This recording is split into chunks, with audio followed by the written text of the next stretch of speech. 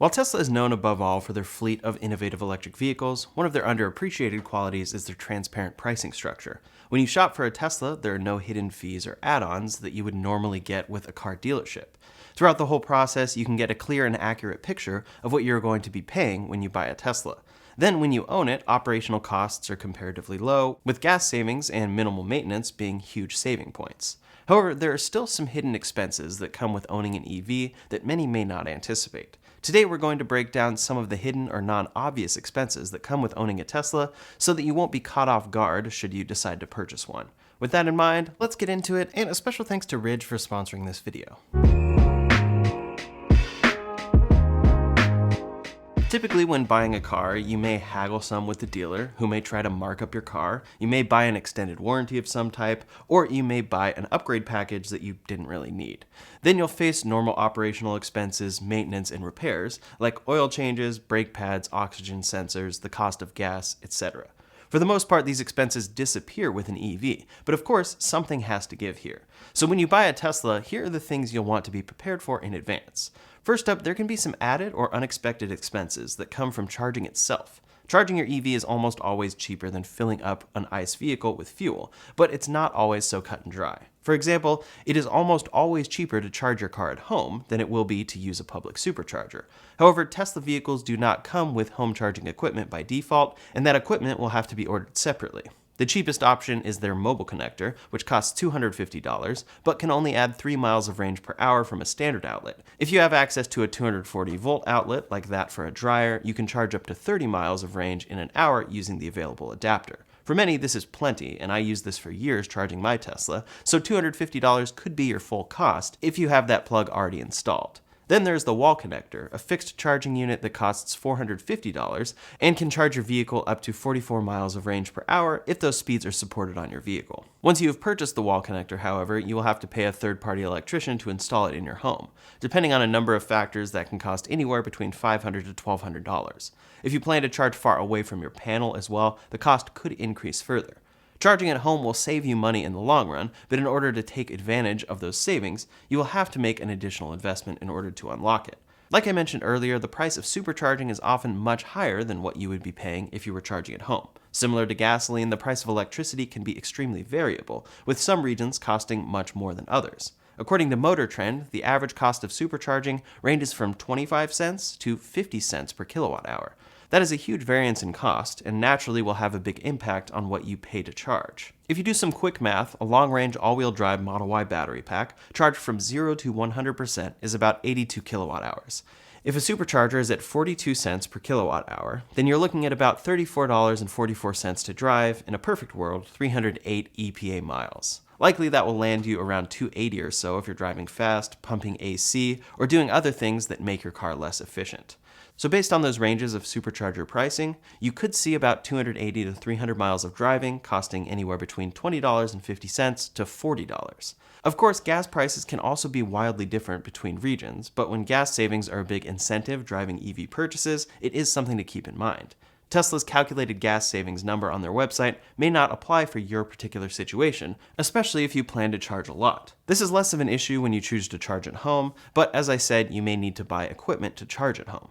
When you're out on a road trip, let's say, you are entirely at the whims of local electricity pricing, which is different in every location and even at different times of day. Additionally, as a measure meant to fight supercharger congestion, Tesla has idle fees to keep traffic flowing at their stations. When a supercharger location is at or above 50% capacity, Tesla will start to apply idle fees for every minute that your car is left connected after it is finished charging. The Tesla app will alert you when your vehicle is both close to and then actually finished charging, after which you will need to quickly unplug your car and leave. The fee starts accumulating immediately after the charge is done, but if you leave within 5 minutes, it is automatically waived. The fee changes depending on your region, but here in the US, it starts at 50 cents per minute spent idling. When the station is 100% occupied, then the rate jumps up to a full $1 per minute. So if you don't get to your car within the 5-minute window, you could be charged upwards of $5 on top of however much it costs you to charge your car.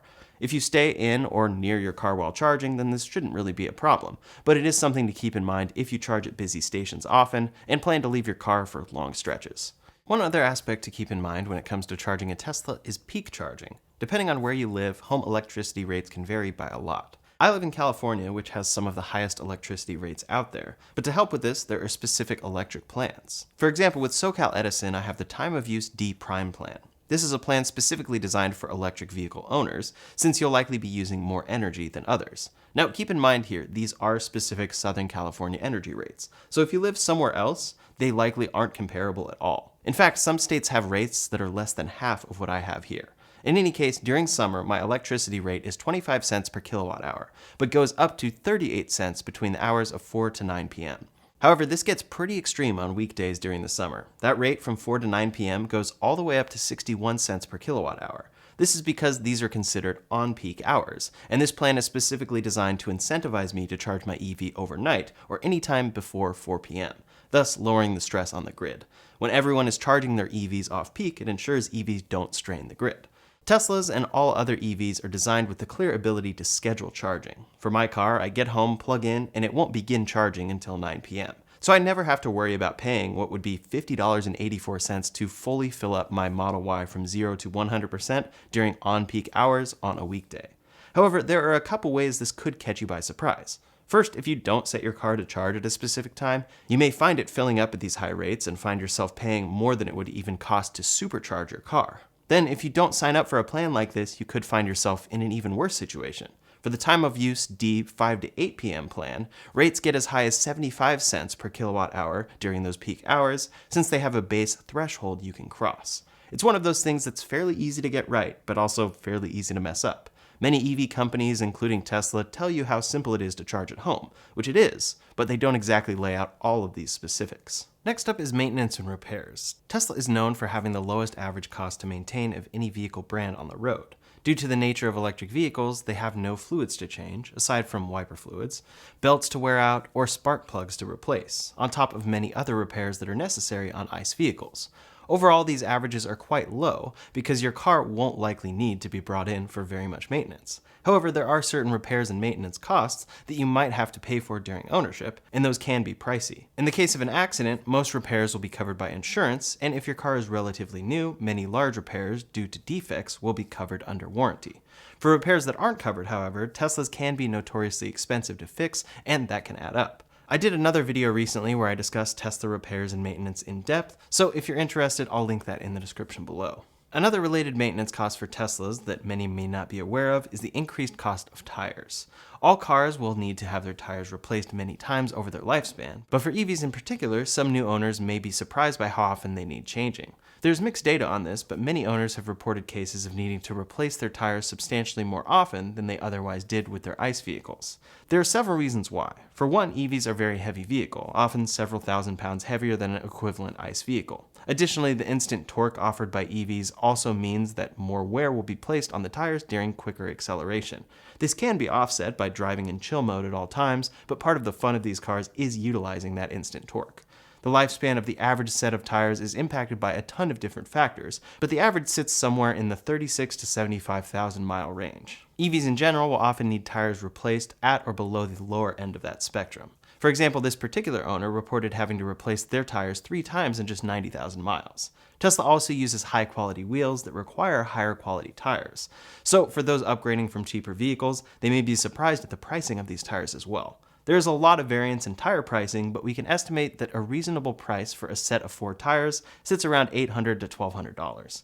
If you do need to change your tires more often, that is a price that will add up substantially over time. One of the best features of a Tesla vehicle is a groundbreaking software-based design and interconnectedness. Using the built-in center screen, you have access to live navigation, music, streaming, and, when parked, a number of games and video streaming apps. These apps are either extremely useful or just nice to have, but when you're shopping for a Tesla, many may not know some of these are behind a paywall. By default, every Tesla vehicle comes equipped with their standard connectivity package for no extra cost. This enables the use of their built-in navigation system, as well as the trip planner and Supercharger stall availability features. In order to access the additional features of Tesla connectivity while on the road, though, you will need to pay for their premium connectivity package. This package is currently $9.99 per month, or can be prepaid for $99 a year. And that gives you access to live traffic visualizations, access to live camera view in Sentry mode, the satellite map view, video and music streaming, karaoke, and the built-in internet browser. All things considered, this isn't a huge cost, but it is another small fee to access some features that are big selling points for these vehicles. In order to get some features you may have expected were entirely included, you'll be paying $100 to $120 per year. Of course, many features are available over Wi-Fi, but that's pretty limited compared to the cellular premium connectivity. After all, cars are intended to be mobile, and most people will want to use these features while on the go. Watching Netflix while waiting to finish supercharging, or in other places where Wi-Fi isn't available, is probably a lot more common than sitting and watching a show in your car at home connected to Wi-Fi. It's nice that those features aren't completely locked out when you have Wi-Fi, but to get the most out of your car, you're going to want this premium connectivity. Especially since certain features like live traffic visualizations are behind a paywall, that elevates this to being a must-purchase for many owners. One technique some owners do there to save money is tether to their phone, so your car is always connected to Wi-Fi coming from your phone, but sometimes this can have mixed reliability or just be a little inconvenient. Next, I'd like to thank today's sponsor, Ridge. Ridge is on a mission to improve all the items you depend on every day, like your wallet and keys. And right now, they're doing a massive sweepstakes that could win you a Cybertruck. Ridge makes innovative and functional products, like this ultra-compact Ridge wallet and jingle-free key case. I love the slim design of this key case. It can hold up to 6 keys and fits in my pocket with my phone. I don't have to worry about them scratching anything, and they don't make any noise. Then the Ridge wallet also fits easily in your front pockets, can hold up to 12 cards, and still has room to store your cash. It's customizable, RFID protected, and made with quality materials like titanium, aluminum, carbon fiber, and leather. On top of that, Ridge is currently doing a massive sweepstakes where the winner can get a Hennessy Velociraptor, gold-plated Cybertruck, or $100,000 cash now through September 13th. The best part is you can enter for free while also getting an entry for every dollar you spend on the Ridge website. They'll also give you 4 times the entries if you purchase the Cyber Wallet or Hennessy specialty products using my link. To shop Ridge and get 1 entry towards this great sweepstakes for every dollar you spend, head to ridge.com/Shaw or click the link in the description below. Now, one hidden fee that could almost be seen the other way around is full self-driving. When you go to Tesla's website to buy a car like the Model Y, they actually aren't super clear that included by default is autopilot. FSD is their flagship self-driving technology, which they are trying to get to a level that's safer than human drivers, so they advertise that upgrade on their website. They say, quote, "Your car will be able to drive itself almost anywhere with minimal driver intervention. You can add that to your Model Y purchase today for $8,000. The first thing to keep in mind there is that you can always add this later. As they detail, receive a 30-day trial of full self-driving capability with a new vehicle purchase. So if you don't buy it, but then try FSD on your new car and decide you want it, it's a simple software upgrade through the Tesla app or on screen. Then if you don't want to pay $8,000, you can subscribe instead. Today this costs $99 per month. Somewhat of a hidden cost there though, could be a price increase over time. Tesla has talked about the FSD price only increasing until its launch, but recently they've only dropped its price.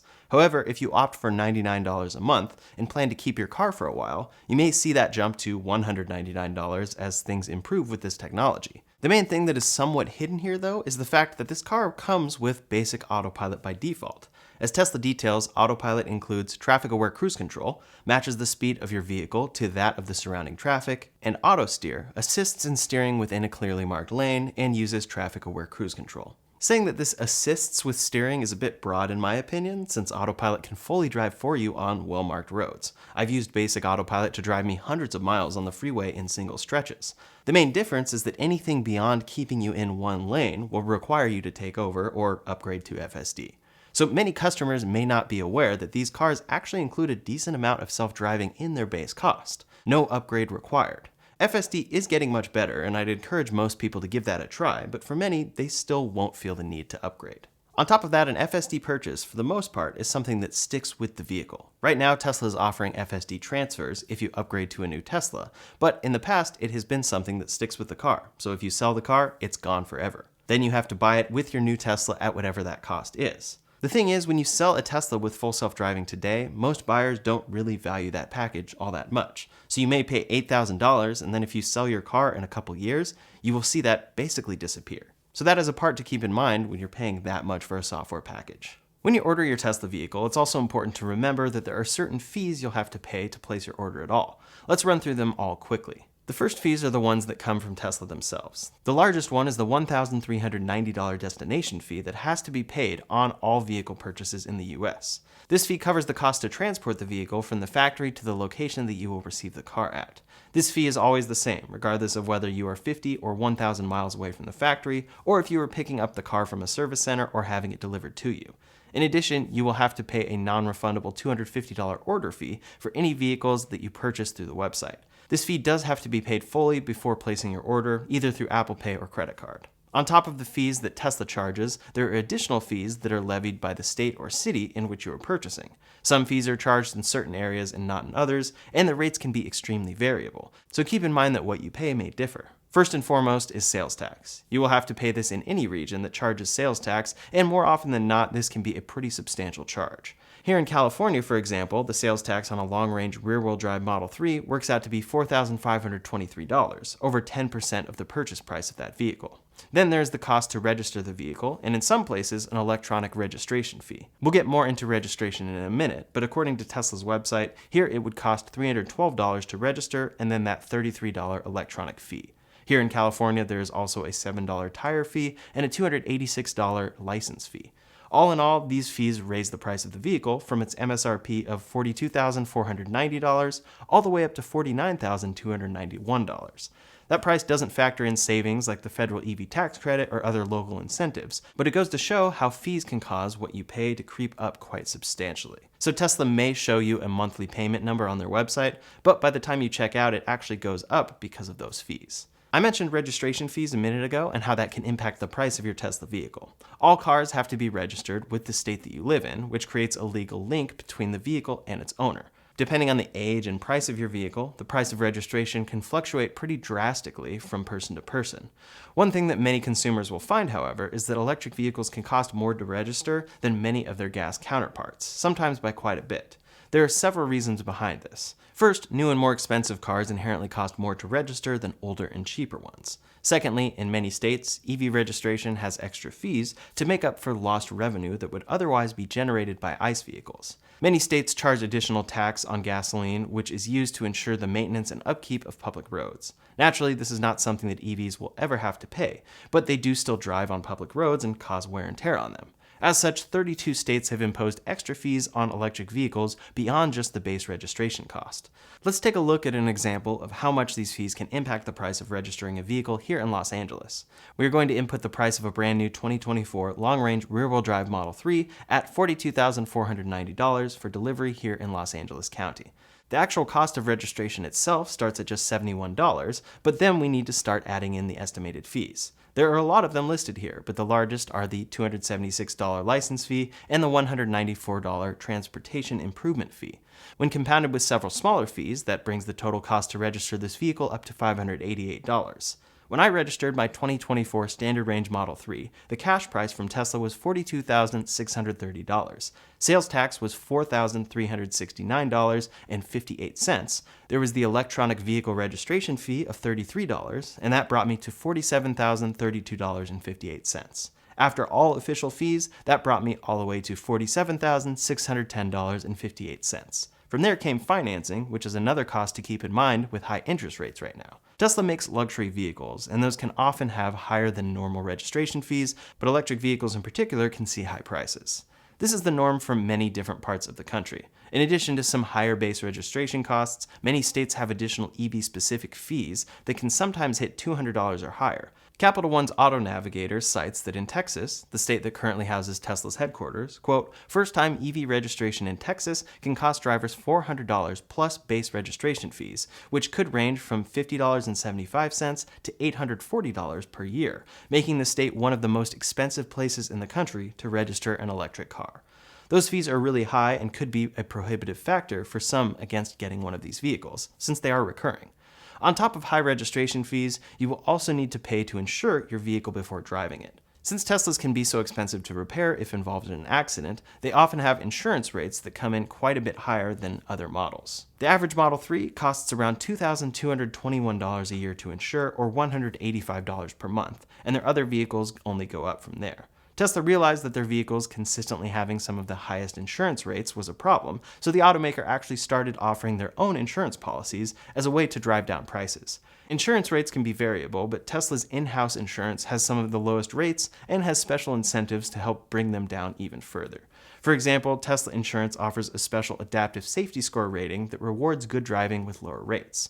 Since these vehicles are equipped with so many cameras and sensors, Tesla can monitor the driving behavior of the policyholder to see how safely or unsafely they drive. If you are a particularly safe driver, then that should lead to lower monthly rates. Next is a hidden expense that comes in the form of time. Now, for Tesla drivers who have a solid home charging option or a work charging option, they'll find themselves only saving time when compared to filling up with gas. However, for drivers who road trip all the time or plan to supercharge exclusively, they'll quickly find that charging does add time to a journey. For example, when I drive out to Las Vegas from Los Angeles, I always add about an hour of time to my journey. This is to allow for one charging stop on the way and then one once I get there, so I'm filled up for the weekend or whatever timeline it may be.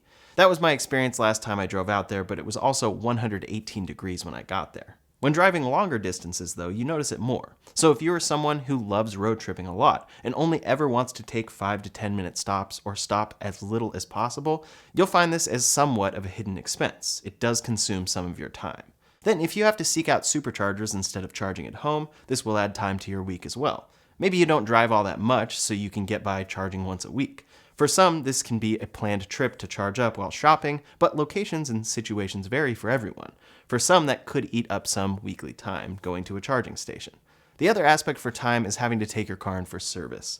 Tesla's quality control has gotten much better over the years, but I still find that I end up taking my car in for service anytime I buy a new Tesla. It's usually something small like a rattle, but I've had more extensive warranty repairs as well. Depending on where you live, Tesla service wait times can be extensive, and then the service center may not be too close to you. It may be something worth researching for your particular area. Again, for most customers, you likely won't need to take your car in for service, and service is something that one could argue is even more common on gas cars. Tesla's motto is that the best service is no service, so they really don't plan for you to come in, but if something happens or an issue pops up, you may find yourself taking extra time out of your week to get something fixed. One thing that many aren't used to with electric cars is the lack of a spare tire.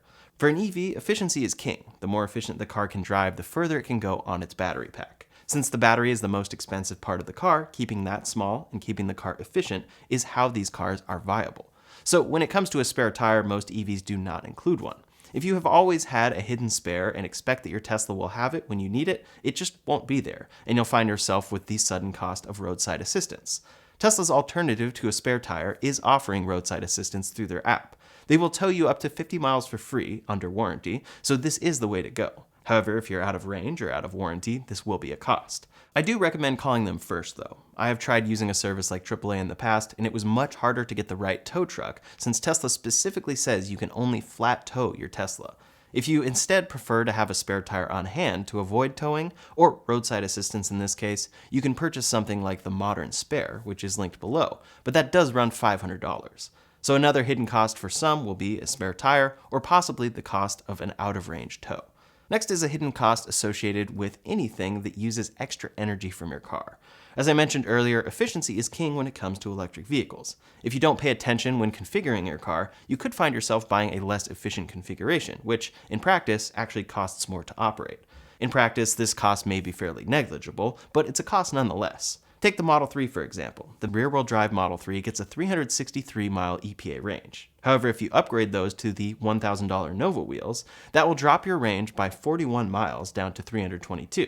Furthermore, upgrading to performance drops the range to 303 miles. Of course, you're adding a performance motor, larger wheels, and much more, but that does mean that each mile costs just a bit more. A 41-mile drop is pretty significant for that wheel upgrade, in my opinion. Another thing that can eat up efficiency is what is called phantom or vampire drain. This is where a Tesla, while parked idle, uses up energy. Some of this is simply due to battery management systems and is unavoidable, but having systems like Tesla's Sentry mode turned on can use more power than many expect. This is their security system that records with the cameras around the car when someone gets close by. In addition, you can live stream this feed to your phone. It's a great feature, but some owners report losing as much as 10% of their car's battery capacity each day that it's turned on. So depending on your charge cost, if Sentry mode is on all the time for you, you could be losing a lot of energy to Sentry mode. Recently, Tesla worked to greatly reduce this power consumption, so it's likely less extreme than 10% today. But it's another thing to keep in mind. If you are parked in a safe location and don't need Sentry mode on, you may want to keep it off to save that energy. You can always turn it back on from the app if you prefer. Another thing to consider for efficiency is cold weather. EVs don't perform as well in extreme cold, and Tesla specifically says, quote, "As a Tesla owner, you may have already experienced that charging and driving your Tesla in temperatures around 32 degrees Fahrenheit tend to reduce driving range and increase charging time." This is the intro to an article all about optimizing your Tesla in the winter. Reduced range means less efficiency, reduced regenerative braking means less efficiency, and slower charge rates means more time spent charging. So if you live in a cold climate, this could be a hidden expense you weren't expecting. In certain months, it will actually cost more to drive the same distance. The last somewhat hidden cost for a Tesla is accessories. You can absolutely drive your Tesla right out of the box, but there are some accessories like all-weather floor mats, a screen protector, and more that don't come with your car. They're absolutely worthwhile, but do add a cost to your Tesla purchase. My favorite accessories are linked below, but I'll also link a full video breaking down my favorite ones to maximize your Tesla experience. While there are undoubtedly many ways that Tesla vehicles are far more efficient and economical than their ICE counterparts, they can still be very pricey in other ways. While Tesla is pretty upfront about their pricing structure, and they don't try to mark up your pricing last minute, there are still extra fees that a customer may not know about going into their purchase. I hope this video has been helpful in clearing up some of these hidden costs so that when you decide to purchase your Tesla, there won't be any surprises. I talked a bit today about some of the high repair costs that can be associated with Teslas, and if you want to learn more about that, I made another video that explains some of those costs more in depth, which you can find linked up here or in the description below. Thanks so much for watching, and I'll see you on the next one.